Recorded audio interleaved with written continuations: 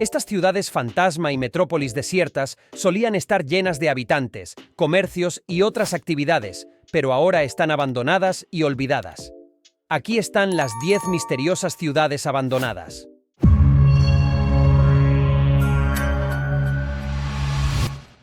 Número 10.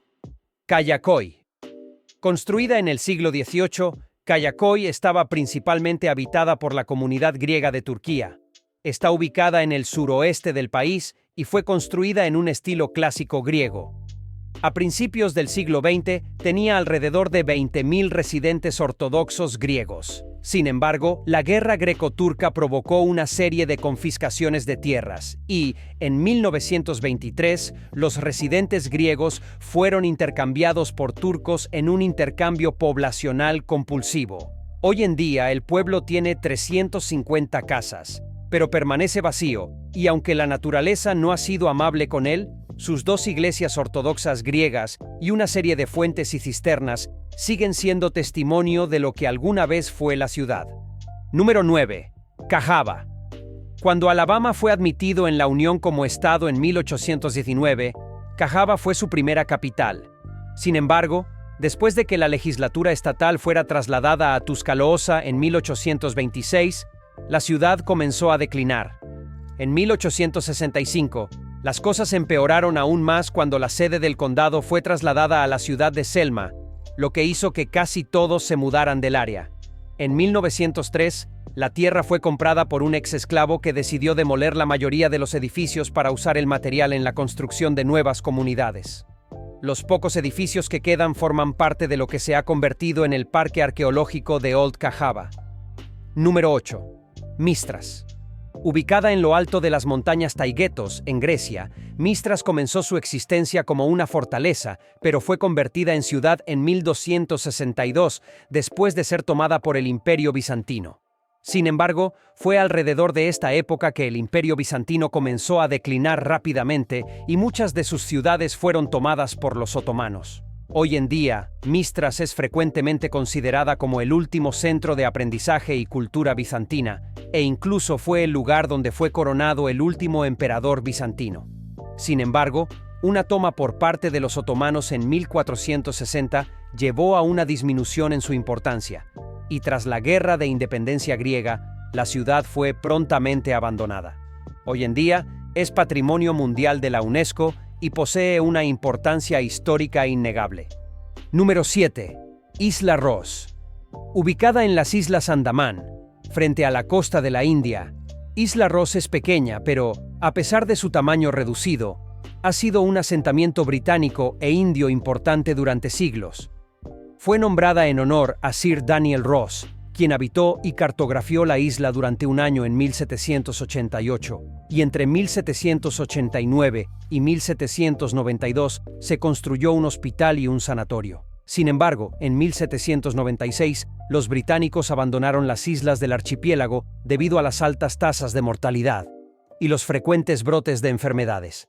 Sin embargo, este abandono no duraría para siempre.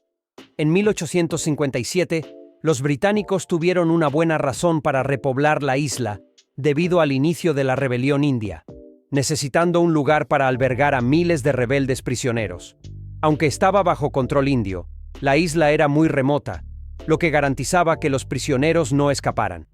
Así, el 10 de marzo de 1858, 773 rebeldes llegaron a la ciudad cercana de Port Blair para ser transferidos a Isla Ross. Los prisioneros comenzaron inmediatamente a construir su nuevo hogar, considerado una colonia penal. Construyeron cuarteles, la casa del comisionado jefe, una catedral y otros edificios administrativos. Aunque parecía un paraíso tropical, la vida en la isla era difícil al principio, ya que los prisioneros a menudo sucumbían a enfermedades, exceso de trabajo y hambre.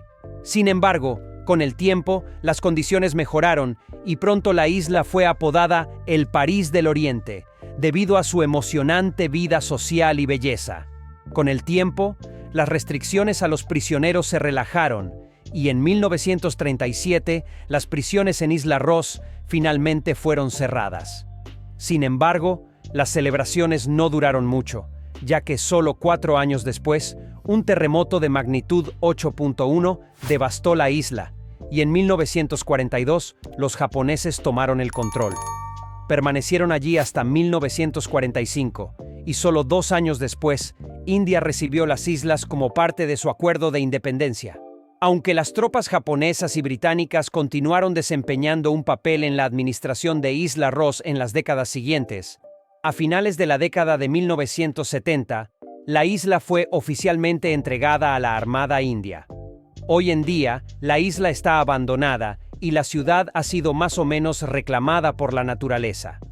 Sin embargo, a pesar de su estado decadente, la isla es accesible para el público y ofrece tanto un museo como visitas guiadas para los curiosos. Número 6. Coleman's Cove. Las ciudades mineras tienden a no durar para siempre, y Coleman's Cove no fue una excepción. Ubicada en el desierto de Namibia, la historia cuenta que en 1908, un trabajador ferroviario llamado Zacarías Lewala estaba limpiando las vías del tren de la arena cuando vio algunas piedras brillantes. Como el área formaba parte de la colonia alemana del sudoeste africano, mostró las piedras a su supervisor alemán, quien informó que había encontrado una gran cantidad de diamantes. Casi inmediatamente, los alemanes comenzaron a llegar al área, y muchos de los primeros mineros de diamantes se volvieron extremadamente ricos.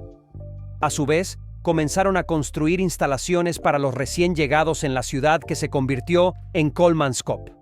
Construida en un estilo arquitectónico típico alemán, se construyó un hospital, salón de baile, central eléctrica, escuela, teatro, salón de deportes, casino, una fábrica de muebles y, sorprendentemente, la primera estación de rayos X del hemisferio sur y el primer tranvía de África.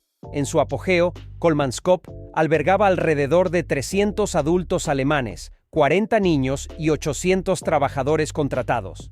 En términos de producción económica, su riqueza era increíble, ya que en su mejor año produjo el 11,7% de la oferta mundial de diamantes.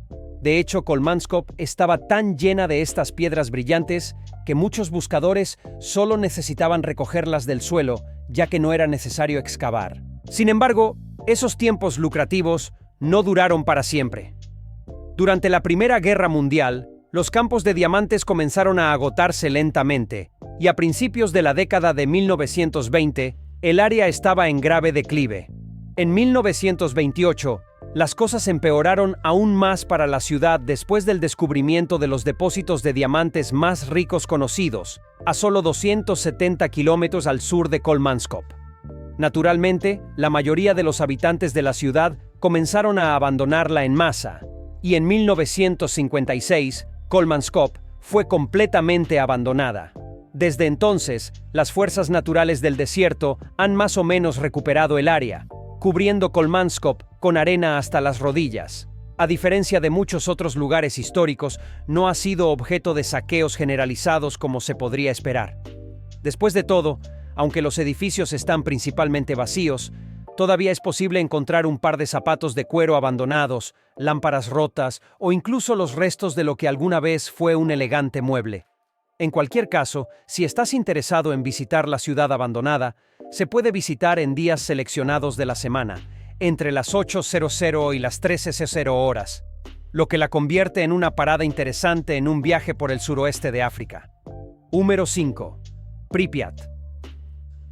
En abril de 1986, Pripyat se convirtió quizás en la ciudad abandonada más famosa de todos los tiempos cuando fue afectada por el desastre de Chernobyl. Ubicada en el norte de Ucrania, Pripyat era una ciudad próspera y muchos de sus habitantes ganaban la vida trabajando en la planta nuclear de Chernobyl. Sin embargo, en un fatídico día, el reactor número 4 estaba siendo reducido en potencia en preparación para una prueba. Aunque esto debería haber sido algo bastante inofensivo, las cosas no salieron según lo planeado. De repente, parece que la potencia del reactor cayó casi a cero, y en ese momento, los trabajadores intentaron inmediatamente restablecer la potencia del reactor a niveles normales, pero solo lograron restaurarla parcialmente. Si bien esto debería haber marcado el fin de la prueba, los operadores de la planta no estaban al tanto de los riesgos y procedieron con la prueba. Desafortunadamente, este cambio en la potencia volvió al reactor inestable. Y cuando los operadores intentaron apagar el reactor, una combinación de inestabilidad y fallas de diseño del reactor provocó una reacción nuclear en cadena masiva. Esta reacción generó dos grandes explosiones y un incendio que no solo dañaron severamente el reactor y la planta, sino que también liberaron una enorme cantidad de radiación nuclear al aire. Esto llevó a la evacuación de la ciudad cercana de Pripyat, y poco después se estableció una zona de exclusión de 30 kilómetros alrededor de la explosión. Desde entonces, los niveles de radiación nuclear han permanecido peligrosamente altos. Y aunque algunos ancianos se han negado a abandonar Pripyat, que solía ser el hogar de alrededor de 49.000 personas, la ciudad permanece prácticamente abandonada. Aunque la radiación nuclear ha mostrado sus terribles consecuencias, con algunos animales presentando mutaciones genéticas y algunas plantas que brillan, los niveles de vida silvestre han crecido tanto que son comparables a los de un parque nacional. Se cree que algún día esta recuperación llevará a Pripyat a ser absorbida por el bosque circundante. Si eres un turista que desea visitar este lugar, actualmente estás sin suerte. En el pasado era posible pagar a un guía turístico entre $100 y $130 por una experiencia de día completo. Incluso se podía ingresar a la sala de control 4 de la planta, donde ocurrió realmente el accidente. Sin embargo, cuando Rusia invadió Ucrania en febrero de 2022, Pripyat fue cerrada de inmediato para los turistas y permanece cerrada hasta el día de hoy. Número 4. Centralia. Centralia, en Pensilvania, es conocida por ser un estado rico en carbón, y durante décadas, Centralia fue un excelente lugar para extraerlo. En 1854, se descubrió carbón de antracita en la zona gracias a la construcción del ferrocarril Mine Run, y en 1856 se abrieron 2 minas en la región. En las décadas siguientes, la ciudad creció y, en su apogeo en 1890, tenía 7 iglesias, 5 hoteles, 27 tabernas, 2 teatros y una población de casi 3.000 personas. Aunque la Gran Depresión a finales de los años 1920 y 1930 golpeó duro a la ciudad y el cierre de varias minas a principios de los años 1960 fue aún peor, fue en 1962 cuando la ciudad recibió su golpe de muerte real. Esto se debe a que se descubrió que, desde al menos el 27 de mayo de ese año, un enorme incendio subterráneo de carbón había comenzado y estaba ardiendo bajo la ciudad desde entonces. Ahora, exactamente qué inició este incendio es incierto, pero la creencia predominante es que la quema de basura en el vertedero local fue la culpable. Verás, por ley, la ciudad debía haber instalado una barrera de arcilla resistente al fuego entre cada capa de basura en el vertedero. Sin embargo, se alega que la ciudad se retrasó en el cronograma, dejando las barreras incompletas. Esto, a su vez, permitió que el fuego que quemaba la basura penetrara en la vena de carbón debajo del vertedero y encendiera el incendio subterráneo. Otros señalan el gran incendio de carbón de Bast de 1932.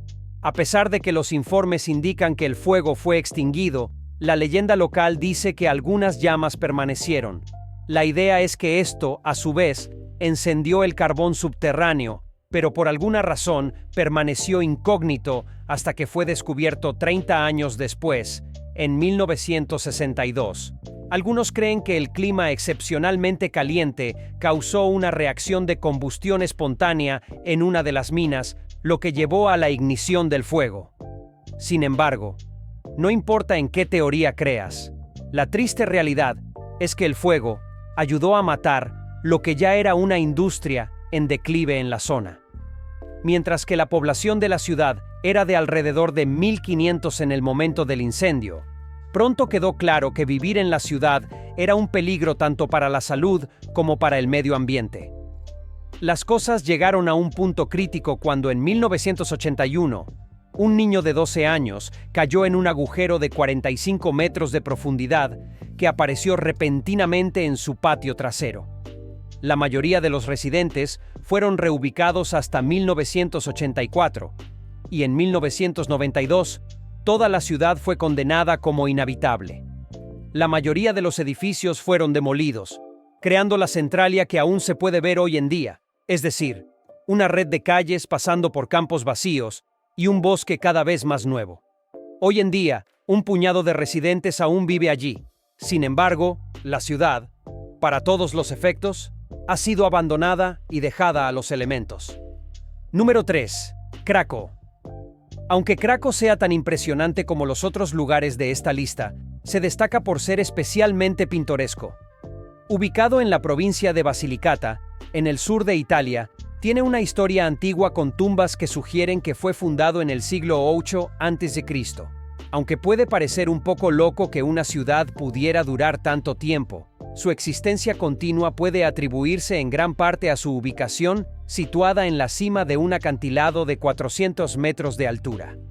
Durante la Edad Media, esta altura la protegía de las frecuentes guerras en la península italiana. Con el tiempo, esa seguridad y protección permitieron que la ciudad creciera y, en 1561, alcanzó su población máxima de 2.590 personas. En ese punto, tenía torres de vigilancia, palacios e incluso su propia universidad, convirtiéndose en un importante centro local. Sin embargo, a partir de 1561, comenzó un lento y constante declive. La población disminuyó por varias razones, siendo algunas de las más impactantes una peste en 1656, las bajas asociadas a las múltiples guerras de unificación italiana, las migraciones masivas hacia el Nuevo Mundo y el abandono general de la zona en busca de mejores oportunidades de empleo en el norte, lo que aceleró este proceso. Sin embargo, la ciudad continuó existiendo y probablemente habría continuado durante siglos, de no ser por un error humano. Los sistemas de alcantarillado y agua mal instalados comenzaron a hacer que el suelo en el que estaba construida Kraków fuera extremadamente húmedo e inestable. Esto llevó a una serie de deslizamientos de tierra y, en 1963, las cosas se pusieron tan mal que la mayoría de los residentes de Kraków fueron obligados a mudarse a la ciudad vecina de Kraków-Peschiera. En 1972, una inundación empeoró aún más la situación, y después del altamente destructivo terremoto de Irpinia en 1980, el antiguo sitio de Kraków fue completamente abandonado. Aunque este fue el fin de Kraków como una ciudad habitada, pronto se hizo famoso. Sus edificios centenarios le dan a todo el lugar una vibra espeluznante, pero extrañamente atractiva, y probablemente fue debido a su aspecto desolado que fue elegido como lugar de filmación para películas famosas como La Pasión de Cristo. La ciudad también continuó teniendo un significado religioso. 6 veces al año, los residentes desplazados y sus descendientes regresan para celebrar festivales religiosos dedicados a la Virgen María. Además, recibió su cuota de ayuda del extranjero. En 2007, los descendientes de los inmigrantes de Kraków en Estados Unidos formaron la Sociedad Kraków, una organización sin fines de lucro que tiene como objetivo preservar la cultura, las tradiciones y la historia de esta ciudad.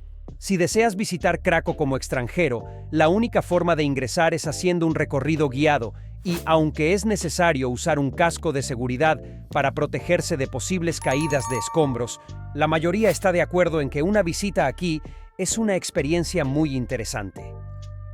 Número 2. Fordlandia. Los medios de comunicación modernos tienden a elogiar a Henry Ford como un héroe, como uno de los capitalistas más exitosos de todos los tiempos. No solo creó la ampliamente exitosa Ford Motor Company, sino que también implementó innovaciones como la línea de ensamblaje, la semana laboral de 40 horas en 5 días y uno de los primeros automóviles producidos en masa. Sin embargo, lo que muchos tienden a olvidar es el lado oscuro de Ford, un furioso antisemita. Las publicaciones de Ford, como el llamado El Judío Internacional, el mayor problema del mundo, se convirtieron en literatura común en su empresa, y como tal, era el único estadounidense mencionado favorablemente en la mente de Hitler. Las actitudes ignorantes de Ford también se extendían a sus opiniones sobre países menos desarrollados. Como todo propietario de negocios, quería reducir los costos, y un obstáculo que parecía insuperable era el monopolio de las empresas británicas sobre la producción de caucho en el sudeste de Asia. Dado que Ford necesitaba caucho para los neumáticos de sus autos, este monopolio, a su vez, elevaba los costos. Entonces, en un intento de sortear esto, decidió construir su propia ciudad productora de caucho en el corazón de la Amazonía. Dado el nombre poco creativo de Fordlandia, la idea era que sería una ciudad idealista de clase trabajadora estadounidense, donde los trabajadores participarían en lecturas de poesía, bailes cuadrados y canciones, y lo más importante, producirían miles de toneladas de caucho. La explotación aparte, estas cosas no tenían absolutamente nada que ver con la cultura local brasileña y, con la ayuda de varios otros errores, Fordlandia demostraría ser un desastre. En 1926, Ford compró un terreno a lo largo del río Tapajós y en 1928 creó la ciudad de Fordlandia, llena de bungalows de estilo americano.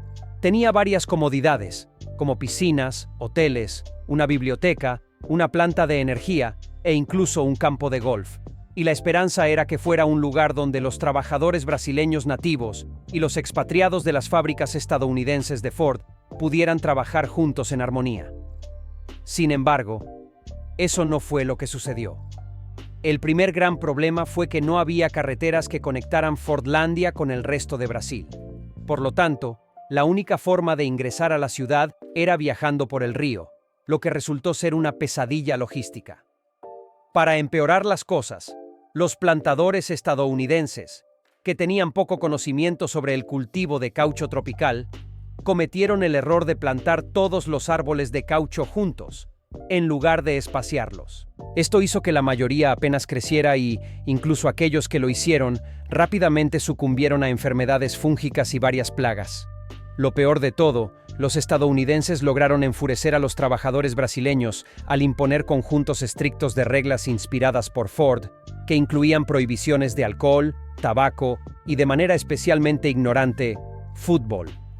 Todo esto creó tensiones masivas y en 1930 las cosas llegaron a un punto crítico sobre la dieta impuesta por Ford. Los trabajadores nacidos en Brasil se rebelaron y, al hacerlo, comenzaron a romper ventanas, volcar autos, cortar cables telegráficos y expulsar a los gerentes y al cocinero de la ciudad hacia la jungla. Aunque el ejército brasileño intervino y resolvió las cosas unos días después, quedó claro que todo el arreglo no estaba funcionando y en 1933 se tomó la decisión de crear una nueva ciudad a 40 kilómetros río abajo, conocida como Belterra. Le fue un poco mejor que a Fordlandia. Sin embargo, dado que produjo solo 675 toneladas de caucho, estaba lejos de las 3 a 4.000 toneladas que Ford había imaginado. De cualquier manera, en la década de 1940, el caucho sintético se volvió fácil de producir en masa, haciendo que el caucho natural fuera obsoleto. En respuesta, el hijo de Henry Ford, quien ahora estaba al mando de la empresa, decidió retirarse completamente de la industria del caucho. En 1945, vendió la tierra de vuelta al gobierno brasileño por unos pocos centavos, sufriendo una pérdida que hoy equivaldría a $345 millones en el proceso. Desde entonces, tanto Fordlandia como Belterra permanecen abandonadas como una siniestra oda al capitalismo estadounidense, al neocolonialismo y a la confianza errónea. Número 1. Isla Hashima. Japón es una de las principales potencias manufactureras del mundo y, durante mucho tiempo, la isla Hashima ayudó a impulsar la industria del país. En 1867 se estableció una colonia minera de carbón en la isla y, como respuesta, trabajadores y sus familias comenzaron a dirigirse hacia allí. Esta lucratividad aumentó rápidamente hasta mediados de la década de 1930, a medida que los conflictos armados de Japón con Corea y China trajeron miles de prisioneros de guerra, quienes fueron enviados rápidamente a trabajar como trabajadores esclavos en las minas. Esta situación continuó hasta la derrota de Japón en la Segunda Guerra Mundial. Sin embargo, aunque el trabajo forzado puede haber terminado con el fin de la guerra, la demanda de carbón no cesó debido al auge posterior a la guerra. La isla Hashima continuó creciendo y, en su apogeo en la década de 1950, albergaba a más de 5.200 residentes. Sin embargo, en 1974, Mitsubishi cerró su mina, lo que llevó al abandono casi inmediato de la isla. Como resultado, la isla es un lugar que está extrañamente atrapado en el pasado. Aunque vacía, todavía contiene antiguos apartamentos de concreto, escuelas, peluquerías y piscinas, convirtiéndose en una especie de cápsula del tiempo del auge económico de Japón posterior a la guerra. A pesar del abandono, la isla Hashima logró permanecer en los titulares. En 2009, Japón nominó la isla para ser Patrimonio de la Humanidad de la UNESCO, debido a su importante papel en la Revolución Industrial Meiji. Sin embargo, Corea del Norte y Corea del Sur se opusieron a esta medida, ya que consideraban que el legado de la isla como campo de prisioneros de guerra, con miles de prisioneros coreanos, la hacía indigna de un título de la UNESCO. Para resolver el estancamiento, Japón acordó reconocer el oscuro pasado de la isla para los turistas, a cambio de que Corea del Sur retirara su oposición. Esto fue suficiente para la UNESCO, y en 2015, la isla Hashima fue designada oficialmente como Patrimonio de la Humanidad. Sin embargo, esta decisión resultó ser un error masivo. Contrariamente a sus promesas, Japón creó un museo negando que el trabajo forzado haya ocurrido alguna vez en la isla.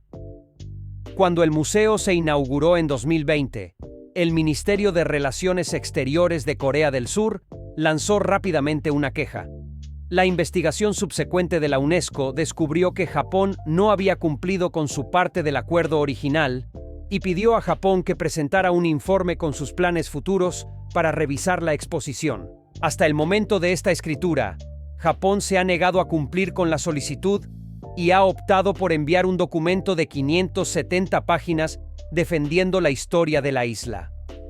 Ridículamente, Japón incluso presentó una candidatura a la UNESCO para la isla de Sato, que es otro lugar donde trabajadores coreanos forzados fueron enviados a trabajar en las minas de oro de la región. Como puedes imaginar, esto ha enfurecido nuevamente a Corea del Sur y a la comunidad internacional, pero hasta el momento hay pocos indicios de que Japón cambiará de rumbo. Como resultado, los lazos entre Seúl y Tokio han seguido deteriorándose. Pero si aún quieres visitar la isla Hashima, a pesar de su decisión de glorificar una versión revisada de la historia, puedes ingresar por alrededor de $35 para un boleto estándar, convirtiéndola en un lugar interesante, aunque triste, para visitar si estás interesado en ver un lugar histórico lavado que es fuera de lo común. Después de ver todas esas ciudades fantasmas, cuéntame, ¿vivirías en alguna de ellas? ¿O conoces otra ciudad abandonada? Déjalos en los comentarios. Me encantará leerlos.